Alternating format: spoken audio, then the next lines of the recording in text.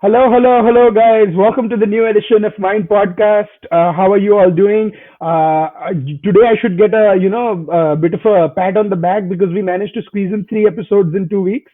But we have a great episode lined up with you. Together with me is our returning champion. I would like to introduce him as that first because this is his third appearance, I think, on Mind Podcast, and certainly one of many more to follow. The public policy analyst. He writes on foreign policy, neocolonialism. He writes, so there's some fascinating writing on media, and his tweets are very insightful. Ruchir Sharma. Hi, Ruchir. Hi, Aadit. It's great to be back with you. I don't typically say tweets are insightful, so you better not let me down by tweeting some very obnoxious meme and people telling me you क्या बकवास recommendations देते हैं just as I was diversifying my portfolio in the last few weeks, for the past few months from July, August, I've been working very hard. Now, the year is coming to a close. So I'm posting, some dank memes. I enjoy. Ironically, I enjoy bad, low-quality memes about geopolitics. So sometimes I throw in a few. You have to add some garam masala to make the dish. That's the beauty of Twitter, right? I mean, the other day I was seeing your talk with Kaval Sibal about in the Pax Americana and Jaipur Dialogues, and we can do that. And we can share these obnoxious little memes that we don't know, and I think that's the beauty of, because people shouldn't be taking that themselves so seriously. Also, there should be a little bit of sort of mix and match going on. But it's great to have you, Richard. All jokes apart, how have you been? I've been great, busy with all sorts of work, but very fulfilling. And now, it's good to see you again. The last time we talked was in spring or early summer. The reason I start with this question, and people are wondering why are they having a cordial catch up, and the reason is because it is a strange world, right? I want to delve into the first topic this week, Omicron, straight away, because 6 months ago when we talked, we were thinking, the wave 2 was very bad in India. India was going through a lot. And I lost my family members. My grandmother unfortunately passed away because of COVID in the second wave in Ahmedabad. And then from there to here, it just seems like so much of the same is happening again with the Omicron, except what we are hearing is it may not be as deadly as the initial thoughts might be. But of course, that's not a risk you want to take with people, especially people if they're unvaccinated. You don't want to cause alarm. And right now, I'm waiting for the science to come out on that to know more on what is happening with the Omicron variant. It is of course deadly, more deadly than the Delta variant. The whole question is about the symptoms and how it affects lungs and so forth.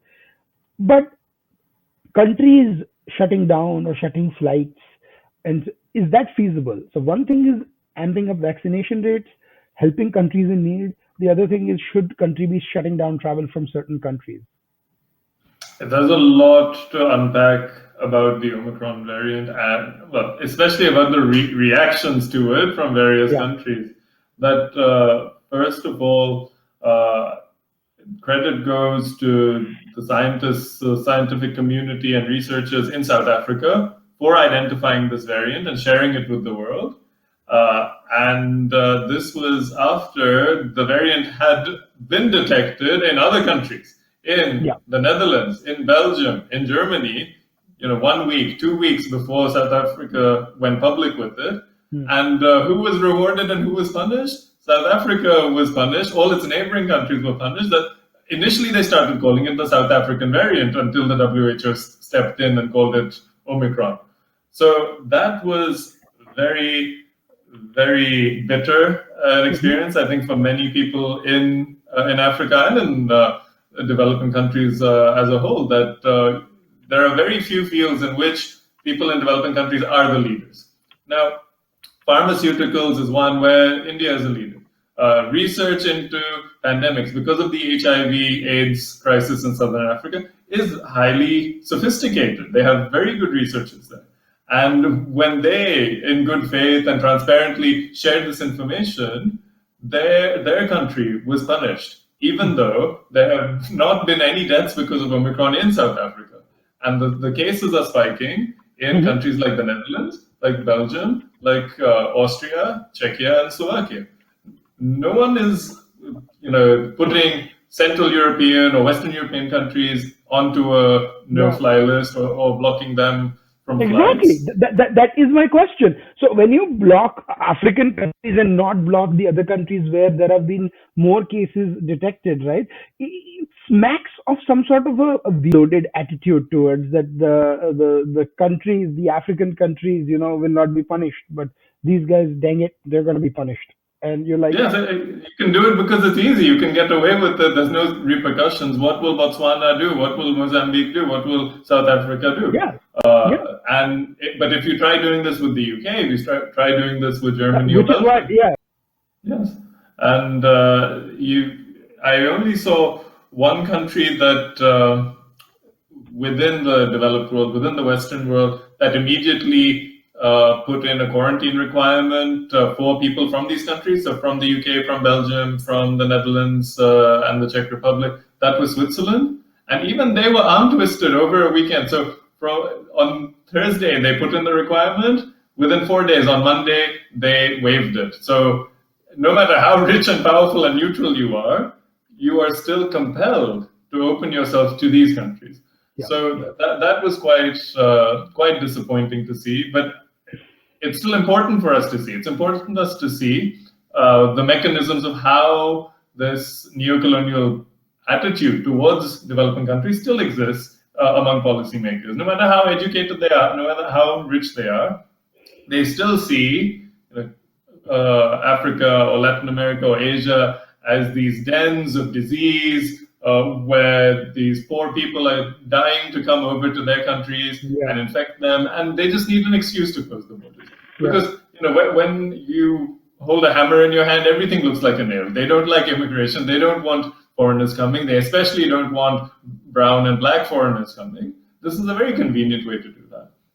And then there was another thing about the Omicron variant, and that was in the naming convention that according to the Greek alphabet, Let's pause for 2 seconds here, because everyone knows where this is going, and for those who don't know, shame on you. But I want Ruchir to explain this very carefully. That's why that's why I gave a short 5-second preview. Please go ahead, Ruchir. All right. So as you've seen, from the infamous Delta variant, the WHO has put in a naming convention that is no longer by country that it was discovered in, so that people didn't go nuts on the Indian variant. Although it took them a while to replace that with Delta. So now that's how we got to Omicron. However, in the Greek alphabet, you have, I'll pick from the middle. So I, so iota, K, kappa, L, lambda, M, mu, N, nu, X, Xi, and then O, Omicron. The last recorded variant was nu, so N. So the next one should have been Xi, X. But Xi is pronounced XI, which is a lot like the leader of a certain major country, a certain emerging superpower. So in order to avoid any inconvenient optics of there being an XI variant, a Xi variant, they jumped straight to Omicron. So they skipped a whole letter in the alphabet. We are talking about WHO being in do they really think that that person is going to be so offended with it sounding similar to an alphabet name? And that just tells you, if that person is going to be that offended, that just tells you how tolerant they are about many other things. I wonder if I'm sure they will claim in Beijing that. Why Beijing? We didn't specify any country, Ruchir. Well, we all know which country is referred to. I'm just joking. No. It's the same way like with Amit Shah. They'll say, oh, he actually collects all the jokes about him. So, in Beijing, they'll also say that. But, he enjoys these jokes. but the WHO, in its wisdom, decided to self-censor to prevent any controversy. That's probably what has happened. And during the 4 years of the Trump administration, the US withdrew a lot of funding and support to certain UN institutions. Now, in that vacuum of funding and support, China was able to push its candidates to a lot of important positions. So now, the WHO can't afford to antagonize a major holder of the levers of power. So they will take it upon themselves to prevent doing anything that will look embarrassing. Exactly. That is ultimately what it is. Yes, because in the West, in developed countries, they like to claim that they don't have a culture of censorship and they have freedom of expression and the like. So how does censorship work? It's self-censorship, where you take the democratic decision to not publish. Release the information. And then you had that WHO chief, I forget, even John Oliver talked about this when he was asked about. No, not Dr. Tedros. No. I mean, I know who, but I think there was a director general who was asked about China. And he said that the internet was bad or something like that. And then he was asked about Taiwan. He was asked Taiwan. I'm sorry, Taiwan. Yeah. First, he said I couldn't hear the question. Secondly, he didn't respond. The third time, he cut the call. Then they called him back, and then he said, "I've already discussed China." That was very amusing. It was the most amazing thing ever. I'm trying to see if I can share that 30-second clip with our audiences in the thing, because it was the most magnificent clip ever. And that's unfortunately how badly this things has happened. So I mean I don't know. What do you make of this? Like, what do you make of the whole China thing, right? Now, does the world have to contend now that this is going to happen? This is going to happen this way? That what is going to happen? Increased involvement of China in well, no, not just that. Not increased involvement. Sorry, I should have been more specific. I meant increased sort of self-monitoring when it comes to China. Well, yes, everyone knows which side their bread is buttered.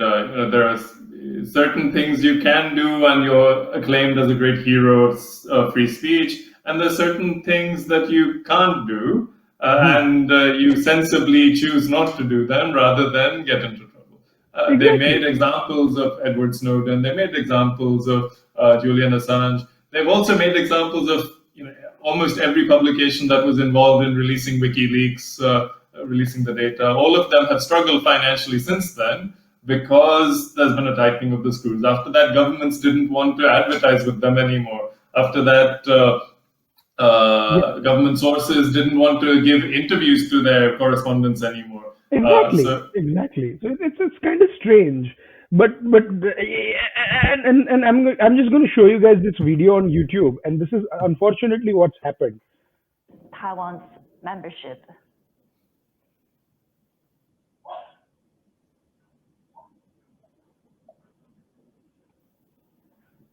Hello? I'm sorry, I can't hear. I couldn't hear your question. Okay, yeah. Let me repeat the question. No, that's okay. Let's move to another one then. When Aylward was asked about Taiwan, he stalled for close to 10 seconds and avoided a reporter's question, but the reporter persisted. I'm actually curious on talking about Taiwan as well, on Taiwan's case.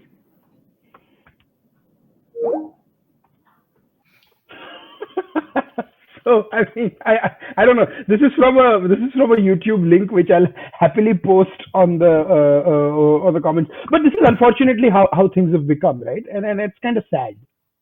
Yes, and this is just the reality of how the world works. It doesn't work on idealism, doesn't work on niceties. It works on realism, on power, and on interests. And this was even shown by John Oliver. I think he showed it. That's what I was saying earlier on a clip as well. So it's just kind of funny. I'll add one thing to it. So just before we started this podcast, I saw a very nice tweet from Nigerian intellectual. Who's on Twitter. You might have seen some of his tweets, Onye Nkuzi. So he wrote, the West hasn't liked Africans and by extension Asians as well for 500 years. And it's stupid to believe that they'll like you in the future. The only way to overcome this is for them to fear or respect you. So nobody has to like you. They just have to respect you or fear you. And China has shown the way. That they don't like the Chinese government. They don't like the Chinese people. But at a certain level of power, and that can be economic power, it can be political power, it can be cultural power, ideally a comprehensive suite of power, so all 360 degrees, then it's no longer in their interest to be open in their dislike for you, and they have to work with you. Yeah, I mean, I just don't see any other way of approaching the whole question. But I mean, what you said, I think, is ultimately takes us to the next point, what I was saying, that moving from Omicron, right? Because you have to sort of deal with this. First of all, you have to get this attitude in the West that the scientists of a country, if they discover something before the West does, doesn't mean that country is to be blamed for that variant. Because even though, like, I see people like saying, oh, we should not blame any country for things, and you're right, you shouldn't start blaming countries and things like that. But I see people in the West alluding to that country, irrespective of them being told to, say. So rather than no one bothered to actually even thank the South African scientists for many days on American news channels before they started announcing travel bans from Africa and stuff. Not even saying that so many people. And then I'm reading today, right, that now you are finding 10 people, 12 people, 13 people here and there. And it clearly seems like those people were a part of one party, one traveling party, and that party. So it's not like we are in a community spread stage. It is actually at a stage where there are people who traveled and got it. So if you can just isolate those people, I think we can, but as far as much as I advocate getting precautions, which means, masks and all should be there and all the mandates, you cannot stop country functioning because economically you just can't afford it. So as someone who observes public policy, geopolitics, right, do you think the world can afford a spate of lockdowns now? The world, it's difficult to say because there's such a diverse range of economies. So some countries, some economies have the cushion to enforce another lockdown without too much economic discomfort. But that's very few. Even within the European Union, let's say in Central Europe or Eastern Europe, another lockdown would be disastrous at the level of businesses because it's not like the government is compensating you that you lost your business or even saying that, oh, here the government will pay your rent because your shop is closed and will give some unemployment insurance to your workers, because look, it's the government which is ordering you to shut your business, so then you should be entitled to some compensation. In some countries, yes, the government does that. They say, okay, there's going to be a lockdown for 1 week, for 1 month, and here is a lump sum amount. You use this to pay your rent, feed your family, and put your workers on leave. Now, if you don't have that level of fiscal maneuverability, you don't have that much. I like the maneuverability term. Yeah. Yeah, because if you can't make money appear in your budget, then you have to make a difficult choice, because then another lockdown would be electorally very, very unpopular, because it's one thing to ask them to do it once. People did it very happily. Now, it's been a year and 3 months, or a year and 6 months in some countries since the first lockdown. People will start asking uncomfortable questions. Then what did you do for 18 months? We already had a lockdown. Now we have to do it again.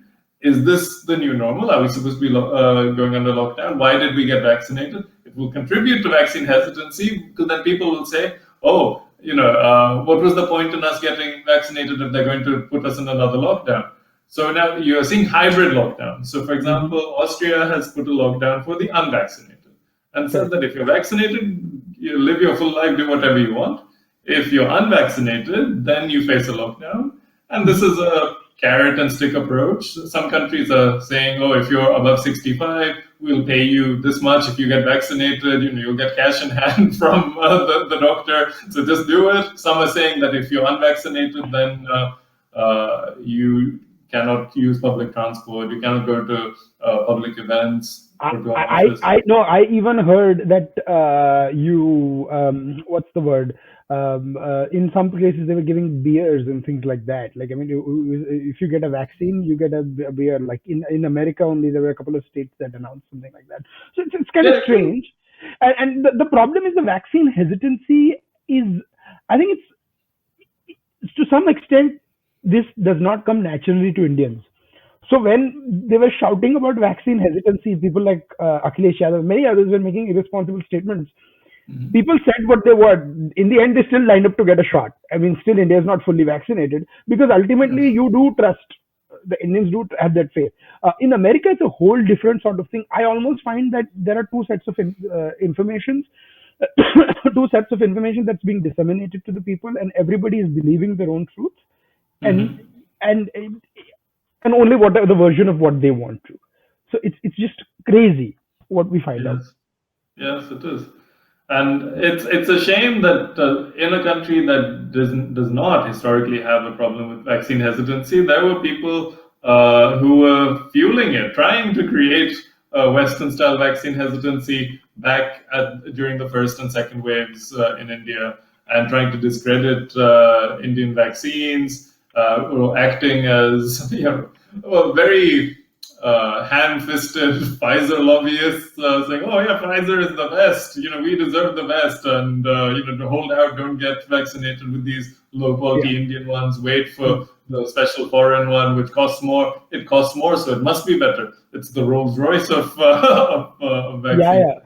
Maybe the next 3 mistakes of some author's life will be advocating certain vaccines and not advocating others. But what? And you know what's funny? So these lobbyists and Western pharma enthusiasts in India were saying, why would you want just an antibody-based vaccine? You can get the RNA ones, the mRNA ones, Pfizer and Moderna.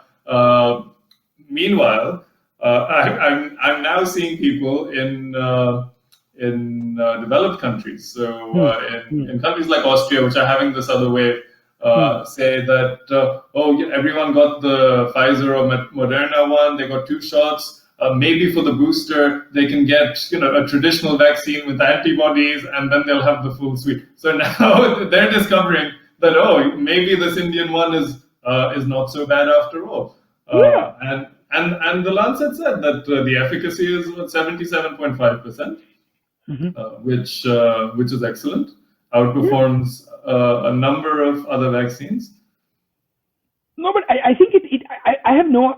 Sometimes I'm curious myself on where the whole argument against this even comes from. Does it come from an informed position, or does it just come from an uninformed sort of perspective on कि बस हाँ हमें we want to sound like the rebels of the West and take on it, because in the West there are, and I'm no fan of the far left here, but parts of the democratic establishment do have a point that some on the right have fueled a lot of vaccine hesitancy, and they do have to counter them. Right? In India, that's not been the case. In fact, in India, it's the so-called left that has been fueling vaccine hesitancy, not the so-called and right. the so-called left, which is supposed to be anti-imperialist and anti-capitalist, is pushing for some of the most embedded Western pharma companies in like a system of lobbying, and especially and I don't even mind them pushing. Chalo, I mean, I mind them as in personally, but ठीक है, अगर उनको करना है तो करो. It's a fair game. Everyone can do whatever they want. But the thing is, why the hell are you promoting vaccine hesitancy? कि ये इंडिया का नहीं चलेगा, ये you just say that there are 5 vaccines, but I prefer this vaccine because I have my reasons so and so, rather than saying nothing else works except this. You have to deal with this and pay them money. I saw some South Africans complaining about this after the Omicron variant and the travel bans, saying that traditionally big Western pharmaceutical companies refuse to sell in Africa, in Asia, Latin America. That's why there's so many Indian pharmaceutical companies like Cipla that make generics, especially the retroviral therapy for HIV/AIDS. There's an excellent documentary about that called Fire in the Blood, about how big American companies refused to sell in the countries that were worse affected by HIV/AIDS, to South Africa, to Botswana, saying that, oh, Africans are uneducated, they won't know how to take the pills on time. So there were some South Africans after this Omicron variant and the punishment that South Africa got. They said that clearly Western pharmaceutical companies benefit from not selling in the developing world, because then there's no vaccinations happening in these countries. The original variants start mutating, and then you have an endless supply of new variants, and then you get to say, oh, look at this African disease, look at this Indian disease, these dirty Africans, dirty Indians, they live in filth, they keep generating these terrible variants, we should all be scared, and let's shut down the immigration from these countries. Let's shut down travel from them. We never liked them anyway. Now we have a convenient solution. Everyone's happy. The pharmaceutical company's happy. The government is happy. The voters are happy. And that's very unfortunate. And it's very good that that India has tried to democratize access to vaccines. And this is what for 12 months India and South Africa have been pushing at the WTO to waive the patent on the vaccines so that they can be locally manufactured and distributed in the global south, in the developing world, and it's been blocked. It's been blocked by the developed world. It's been blocked by the US and Canada. By the liberals in the developing world. Justin Trudeau and the Biden administration, which promised to change the world and make pharmacy fairer. They have this representative from California who sits with a whiteboard and talks about pharmacy prices and things like that, which is all great. But then why don't you take it on a global level? Do only, and I say this fully conscious that I'm talking from US actually, that many people don't have the benefits of insurance even in US. That problem persists even more so in the rest of the world. So I don't understand this sort of thing. But and one other thing about these companies, that in certain countries in Latin America, they were saying that it came out that Pfizer demanded this, that they wanted immunity from prosecution or lawsuits in case of any side effects among local people. That because clearly their lives are valued less. Why should the company have to pay if Latin Americans develop some complications? And in lieu of this, they asked for sovereign assets. They said that we want you to give us your military bases, your naval bases as a guarantee. And then if something goes wrong, then we'll use that to pay out. This is something that was very, very neo-colonial, very mercantilist. And I'm glad that last week the Indian government said that we will not be buying Pfizer and Moderna, precisely because of this sovereign indemnity clause and asking for immunity from lawsuits and prosecution. That's. But I want to bring this to another point. It's a fascinating point, and I'm sorry, we digressed to multiple points, and we were supposed to talk about sports and cricket in the end, which we will. But you bring up an important point about sovereign assets. Right, and this is something Mindmakers, we are very proud to cover this story that we did as a report. Very few people covered that China is taking over Entebbe Airport.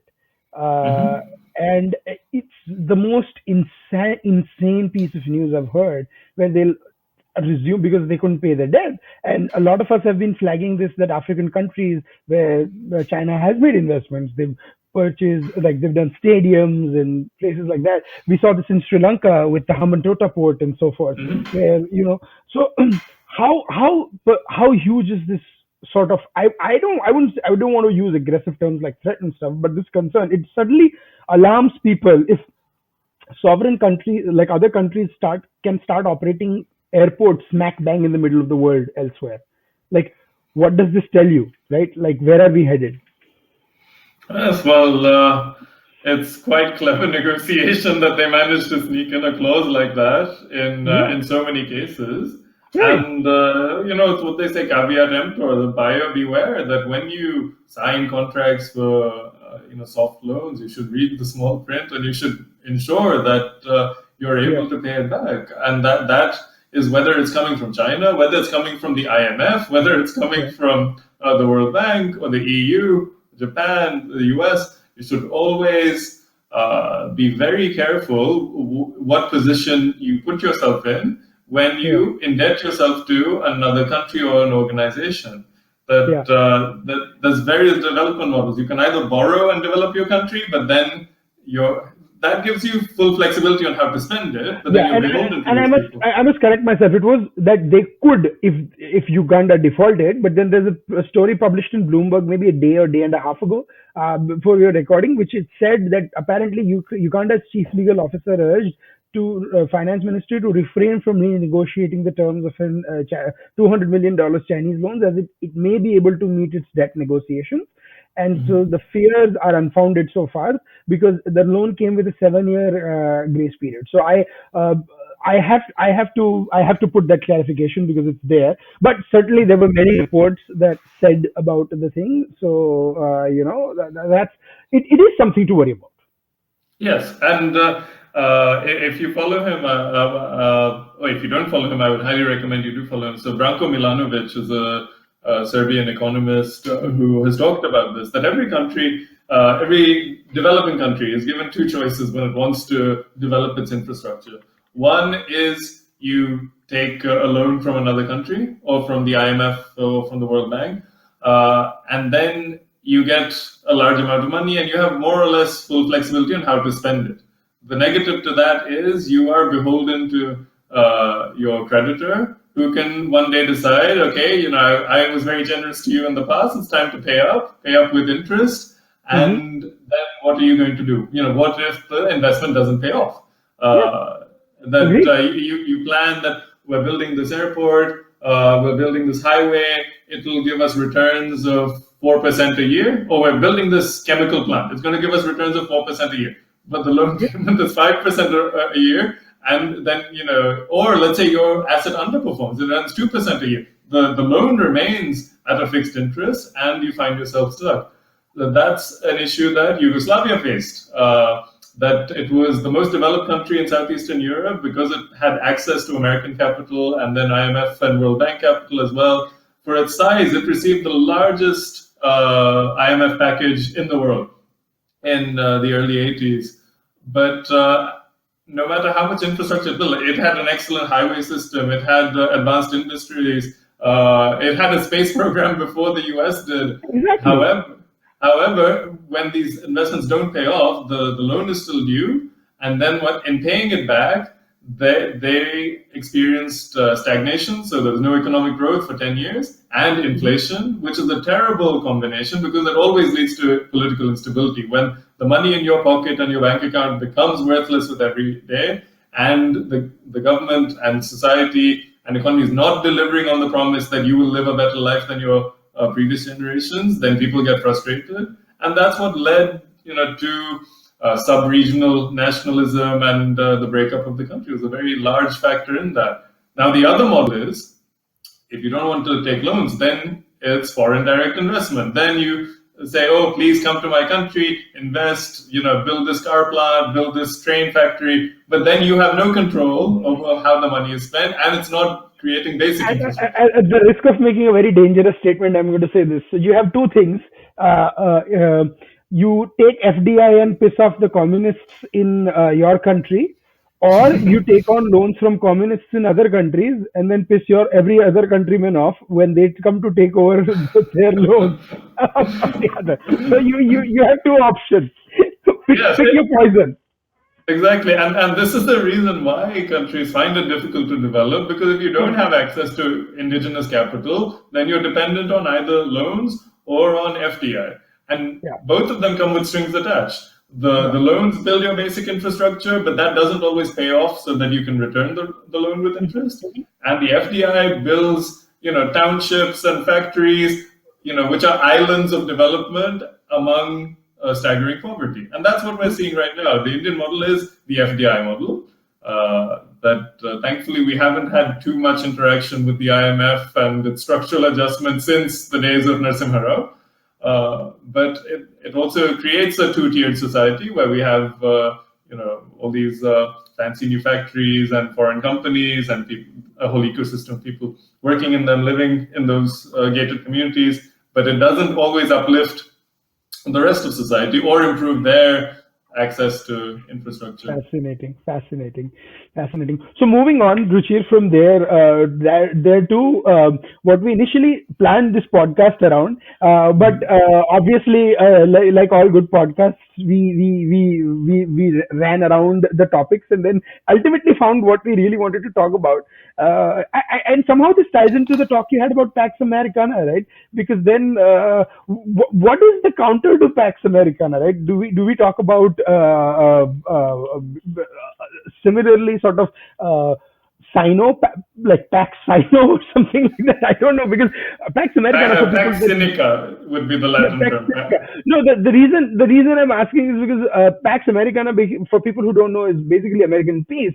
It's it's modeled after Pax Britannica and so forth. Basically, post World War II, when the recession of Russia happened after the Cold War, and then the US started. It was for strategic peace, right? And that was used to justify so much.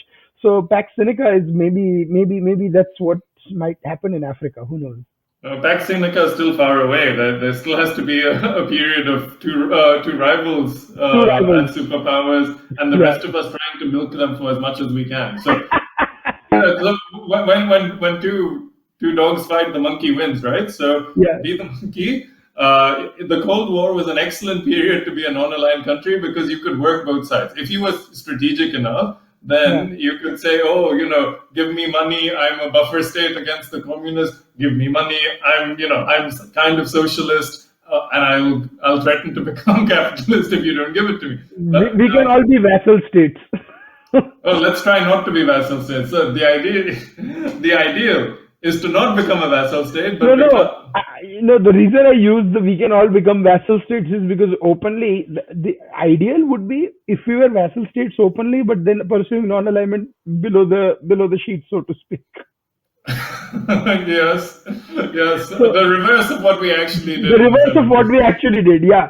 So, because that's how India's relationship with Israel was for the longest time, where we would never publicly say that we are with Israel, but then kuch bhi agar problem hua, the first country you run behind was Israel. So it was kind of sad both ways. So yes, but Israel is used to that. I'm glad that has changed. But moving on from there, now changing tracks completely because we are running very short of time, so we have to talk a little bit about cricket. And it's an interesting era to be an Indian cricket fan, Ruchir, because normally our team we had no hopes from, and they always performed a little bit above expectations, at least in the Dhoni era. Where we did have some sort of hopes, but they performed. With the Virat Kohli era, I just think that the team is far better than the performances have been, and none of that was more visible unless we talked about except for when we talked about test matches where we have done well. But if you look at T20s, we've just been horrible. Yes. But I think you really hit the nail on the head with that the team under Virat Kohli reminds me a lot of South Africa under Hansi Cronje. That, yes, it was revolutionary. This guy came in, he played, he led the team with a very positive and results-oriented approach. Sometimes it paid off, sometimes it didn't. And had access to a galaxy of resources, a wealth of resources. So a very strong team, both at an individual level and as a collective unit. However, the C word comes along in ICC tournaments, so choking. There have been bad team management decisions consistently for the past few years in one-days, in T20s, even in tests, but individual heroics managed to salvage the day and we got some very memorable results out of it. But we could have done so much better. And for me, this is the direct result of the personality clash. What was it? 4 years ago, in 2017, just before the Champions Trophy in England, between Virat Kohli and the then coach Anil Kumble, and that led to quite a disappointing result in the final of the Champions Trophy. And then it was the board had to choose between the coach and the captain. The captain was performing very well at the time, and they chose the captain and replaced him with Ravi Shastri, who is a very, let's say, smash them boys. He has a very smash them boys approach to motivating. Yeah. He's a motivator. He's not a mad manager. He comes in and he doesn't. I remember him saying, "It's not my job to tell them how to bat, how to improve their skills. My job is to motivate them and tell them to believe in themselves. I don't want to be a schoolmaster who tells them, do this, do that." Now, this hands-off approach has led to inexperience showing in terms of decisions. So then you had this strange relationship where MS Dhoni became the mentor of the team, and then his miserable final outing, which was the semi-final, the World Cup semi-final against New Zealand, where what was the point of having him in the team if you shield him until the very end? And then the guy, he's on the older side. His reflexes are a bit slower. His eyesight is a bit slow. Then you send him to smash it. He was the one who could have grinded out the middle overs, and then you send Pant. Then you send Hardik Pandya. It was very bizarre logic, and we're seeing that now as well. That there were warning signs throughout. At these ICC tournaments. Now this T20 World Cup was really the low point, where the team management looked clueless, and absolutely. People were saying, "Oh, this is the kind of performance you get when an employee has already given his notice that he's leaving in 3 months." And then, this is why when you give your notice, they take away your laptop and say, "Okay, we'll pay you to shut up and stay at home so you don't sabotage things on your way out." But, no, unfortunately, that's what happened, and people don't realize, because Kohli was so prolific before these tournaments, that they don't realize the dip in his form. Right, the fact that he has not been able to score 100 since November 2019 should be a concern to many people, and a lot of people who are saying that beach mein those 6 months of no cricket. I understand completely, but even if you factor that in, it's been 2 years and it's been over 1.5 years of cricket, and he's still not scored a century, which includes tests, one days, and T20s, and some very crucial test tours to England and Australia, where he played a match, to New Zealand, where he played 2 test matches. Even this test matches, he has not been looking fluent or prolific just like that. World Test Championship, again, Kohli used to be our big occasion player, never getting overawed. But it just like the way he's been getting out is so ugly, and that's why I always have been saying that. And Kohli is not that old, right? He's 33 right now, and to give you guys, and he just turned 33 last month. To give you guys a perspective, Sachin Tendulkar at 32 or 33 was Sachin Tendulkar in about 2004, 5, and 6, and he had that bad period too with the tennis elbow and things like that.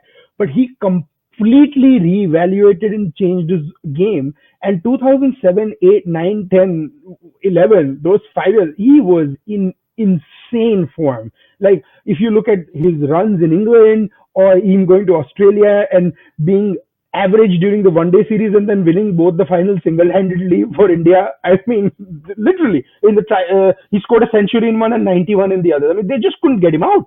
So, either Kohli has to completely reevaluate his own game or do something, because I think age is slowly catching up.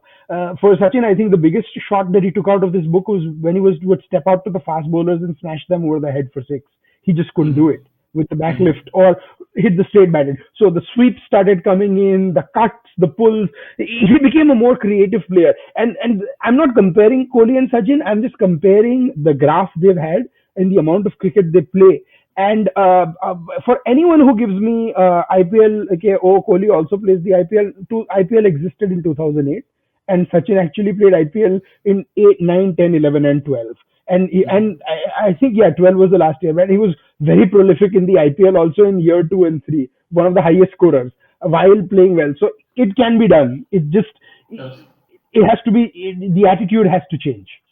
Yes, I really like what you mentioned about Sachin and the period in which he had his tennis elbow and he changed his game, because what really helped him at that point is that was also the time that Virendra Sehwag was really cementing his place in the team and took over the old role. So now Sehwag came as the opener, the flamboyant opener who got quick runs, who could play hook shots and pull shots and late cuts, while Sachin could focus on a more traditionalist form of batting.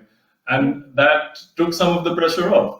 Now, perhaps there's a youngster waiting in the wings who can take over the old role that was expected from Virat, and he can focus on revamping his game to the situation he finds himself in.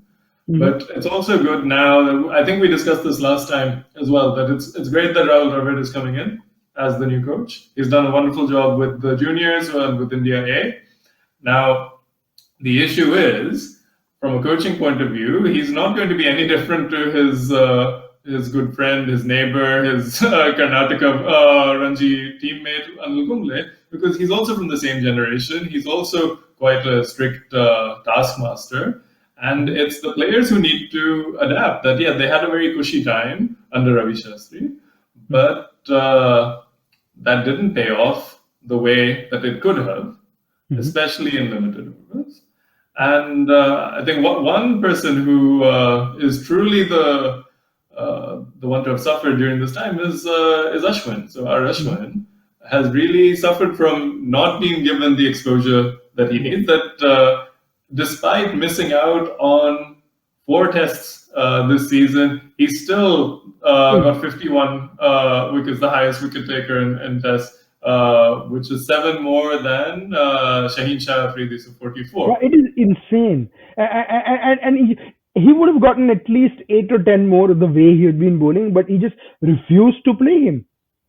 Yes, and that's very disappointing, that he was supposed to be an aggressive mentality captain who's supposed to be results oriented. You have one of the best bowlers in the world and you refuse to use him. Meanwhile, look at the team that Australia used to win the World T20 now. It's full of what Sanju Manju would call bits and pieces players. When I see Glenn Maxwell bowling, I just see a white Nikhil Chopra. He has the same Nikhil Chopra action that I remember from my youth. I was like, look, Glenn Maxwell, and Nikhil Chopra also once scored 60 runs and 60 balls. And No, and Nikhil Chopra has a double or a triple century in first class cricket. Let me look this up. I have to. A double century, yeah. A double century, I think.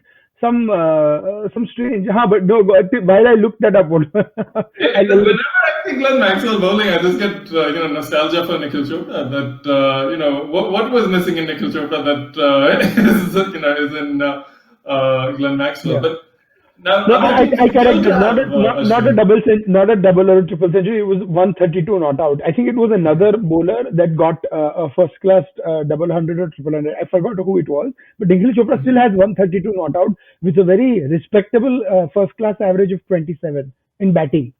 Yes. Yeah, in the Ranji Trophy, you would call him an all-rounder, a low batting all-rounder. Yeah.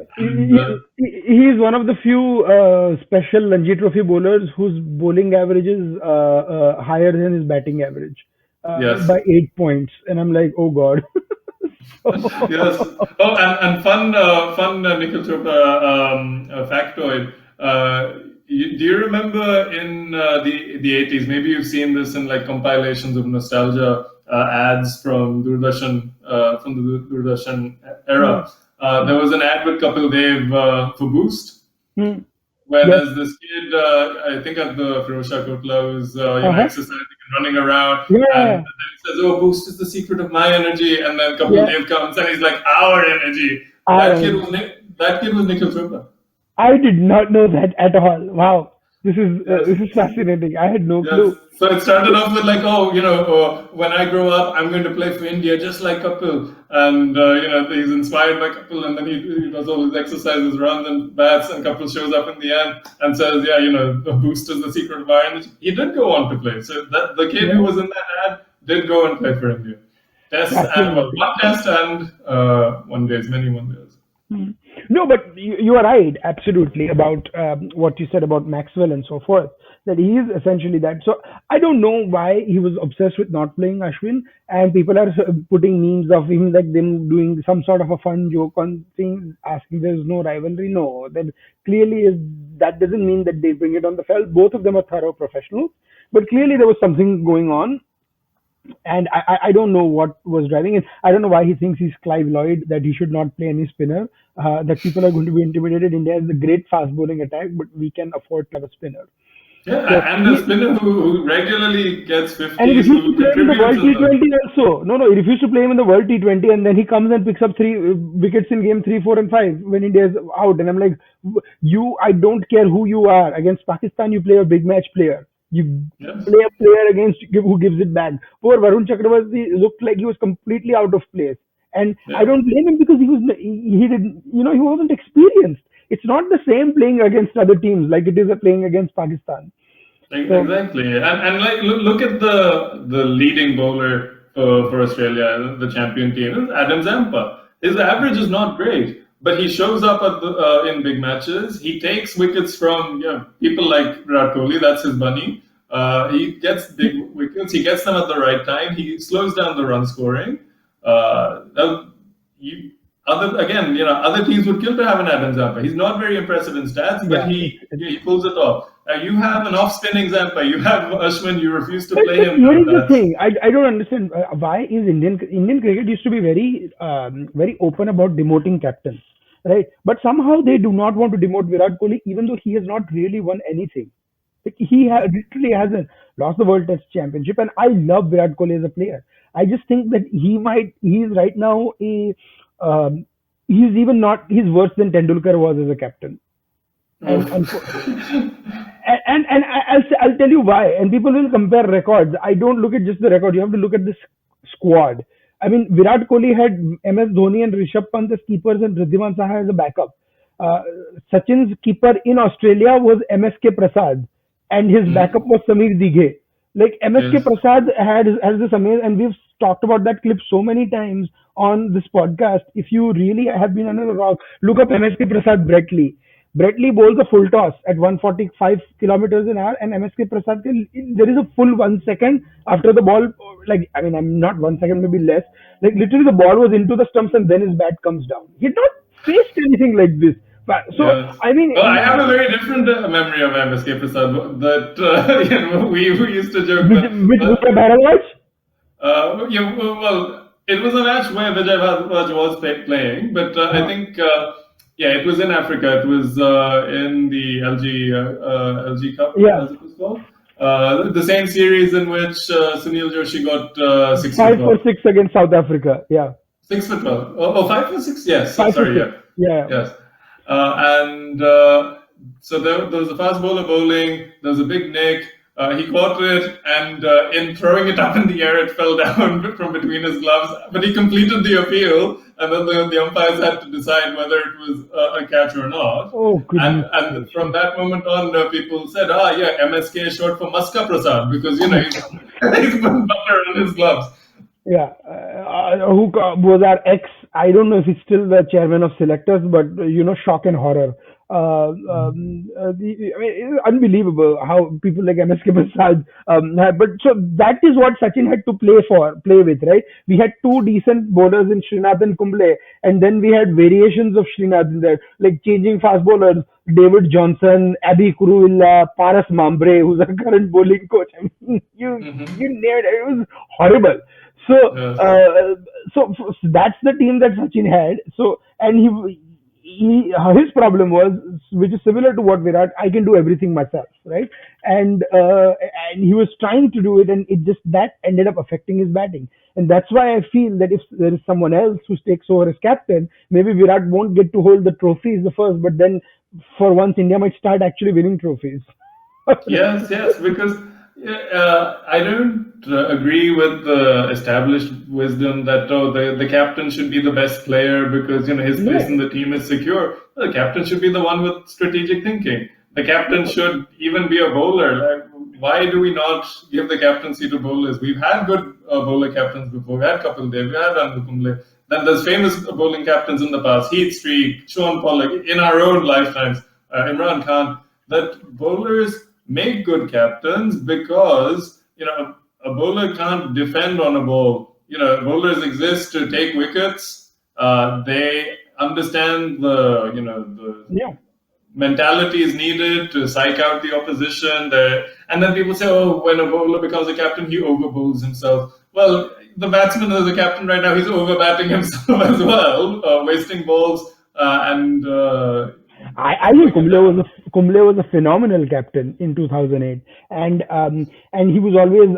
I remember when Ishant bowled that dream spell to Ponting, he realized that Sehwag was Ishant's captain in Delhi, and so Sehwag was actually doing the talking. He had deputed Sehwag to talk to Ishant, and you, as a captain, you have to understand Virat Kohli can't be jumping up and down from first slip to mid on and talking to everyone, right? And unfortunately, that's how it is. So maybe that needs to change. I don't know how it will happen, but something needs to give. Otherwise, you're just looking at a very weird sort of situation where India is just consistently underperforming. And one thing I'll tell you before we start wrapping up this podcast, that look at all the iconic series in world cricket, right? You have Botham's Ashes, where Mike Blairley was the captain. You have the 2001 India versus Australia, where Ganguly was arguably the worst player in that series in our lineup. Like it was average at best. Maybe the only player worse than Ganguly was Sadagopan Ramesh. But Ganguly was a brilliant leader, absolutely brilliant. So I would never have a team without Saurav Ganguly in that team. So you can look at all iconic series that India have had, where they've battled, and the captain has not really been the best performer. It's been the others, but strategically the captain has been outstanding. I'm not saying it doesn't happen, but very rarely it does happen. Like people talk about Clive Lloyd, right, and his captain. If you actually look at his personal record, it was great, but it wasn't nothing to write home about. I mean, it was excellent for the time, but like if you look at his ODI record, right, he only had 100, that 102 that he scored. I think in the World Cup final, he made 102 of 88. Phenomenal captain's innings, but he's not made a century since. But would you reckon he was the best West Indian captain or one of the best captains? Absolute Arjuna Ranatunga, right? Oh yes. Brilliant captain, but most certainly not the best. And Imran Khan in 1992 was probably the most expendable Pakistani player in the lineup as a right. But the way he mentored Wasim Akram and a very mediocre Pakistani team to go and win the World Cup, and the way he played with Javed Miandad, that he got the best out of him by pushing him through to the wall, was the most interesting. And their rivalry is well known. It's legendary. Yes, exactly. That your captain should be savvy. It doesn't have to be the most talented. Doesn't have to be the most technically perfect. That even in the 90s, when there were a couple of series where it was unclear if the captaincy would go to Azhar or go to Sachin or either way injured, there were a couple of series in which Ajay Jadeja was captain. Yeah. He was a very savvy cricketer. We actually performed pretty well under Ajay Jadeja's temporary captaincy. He comes with other baggage, but but again, not the most talented player, but a gritty player. Very gritty player. So no, and Sachin's best performance actually came when Azhar wasn't the sort of when Azhar was the captain. Well, yeah, that was a condition after the '99 World Cup when they, after the poor performance, got knocked out the Super Sixes. Then Azhar was dropped from the captaincy, and Sachin was offered it again. He said, "I will only take it on one condition: I don't want Azhar in the team ever again," because he felt that his leadership was undermined by Azhar's presence, and of course, again, other baggage. Yeah, and then he came back, and then the match fixing allegations happened, and it was all sorts of interesting things. But no, you're absolutely right about this. So And I remember back then in 2000, after the match fixing scandal broke, then there was I don't know which one it was. So you remember those cricket cards, the collectible cards? Trump cards. Yeah, trump cards from Boomer and from the other chewing gum companies. Center Fresh. Center Fresh, that was the one. The Center Fresh, I remember, once sent a sales rep in my neighborhood. Back then I lived in Mumbai. He had a folder of all of the Center Fresh trump cards, and he was like, showing it to people and giving them little chits, and said, we're taking a survey for who you think should be the new captain, and it had 6 or 7 options. I remember very distinctly, being the renegade among my friends. I picked Robin Singh, and I said, I want to see this in the results. So sadly, it was like just 1 or 2 years before Robin Singh retired, but it was a fun exercise. We need some sort of creative churn and get people thinking, who unfortunately do we want? Yeah, that's the hope, I guess. But no, I agree absolutely. But coming to the last part of our discussion, our recommendations, and then हमारा तो किस्सा मतलब शुरू ही रहेगा. So maybe we'll have another cricket discussion after the India South Africa series or something, or maybe as a preview. We were supposed to talk about the Ashes, but we are way out of time about the Ashes. So before we go into recommendations, quick prediction, Ruchir, who's going to win, Australia or England? And then maybe we'll do a special Ashes podcast in the middle of the Ashes. Who knows? Well, who's going to win? Ideally, it's like Alien versus Predator. Whoever wins, we lose. So, it should be 1-1. But I don't support England in cricket, in football, in geopolitics, in anything. It brings me great joy to see them lose. I want Australia to do well. Ideally, Steve Smith should just get out for ducks so that he can finally be released from the team.